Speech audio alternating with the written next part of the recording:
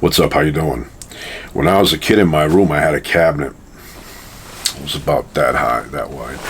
And I had a lamp on top, and supposedly there were books in there. Well, there were books in there, but in the back of one section, the books were just a facade. In the back, there was a cavity, an open area, where I had a plastic container with rags stuffed on the top.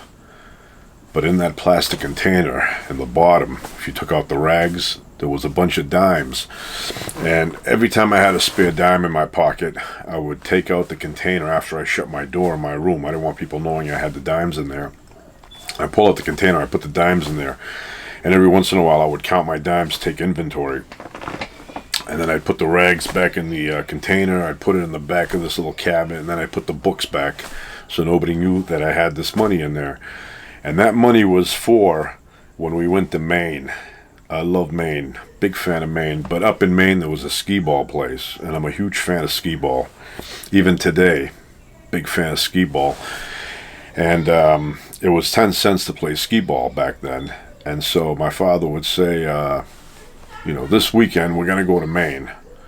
So I'd get very excited. I'd start preparing my money, and then I'd get my little pouch bag here, my leather, 100% genuine leather bag. And I'd open it up, and I'd pour down the dimes in here, and I'd close it, and I'd be ready for the next day when we would get in the station wagon and go to Maine for the weekend.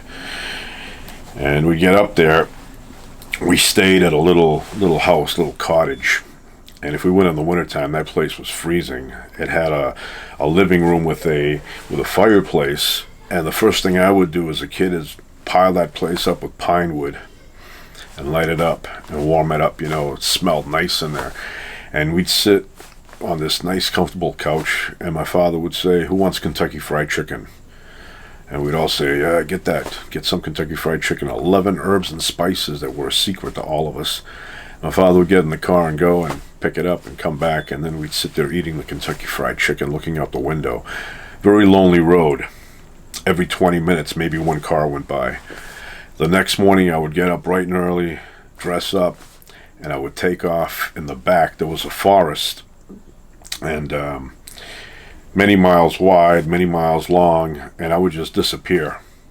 I'd get back at like 1 o'clock or something. I'd walk around. I found a swamp there once. I found a waterfall. I found a little stream, and I would just walk around. You don't want to go there in the summertime. The mosquitoes would eat you alive, although we did go in the summertime. But anyway, then I'd get back and eat lunch, and then we'd take off and go down to the beach and play skee ball. Get to the skee ball place, pull my bag out, and I'd start playing.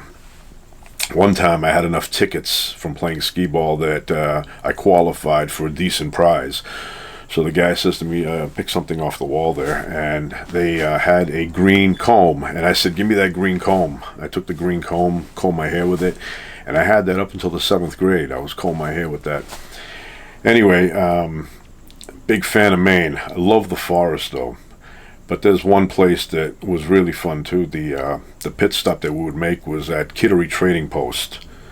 Big fan of that place. It's like a Bass Pro Shop, only a little bit smaller, but they had everything in there: fishing, camping, hunting. They had nice coats, parkas with the little fur going around your face. So we'd spend a few hours in there. I would go to the slingshot section, which I was a big fan of that. Love slingshots. Even today, big fan of slingshots. But that was a big thrill for me, going to Maine. And there's places up in Maine where it's just forest and nothing else. I remember one time I ended up in a place called Garland, Maine. Just forest, So good memories back then.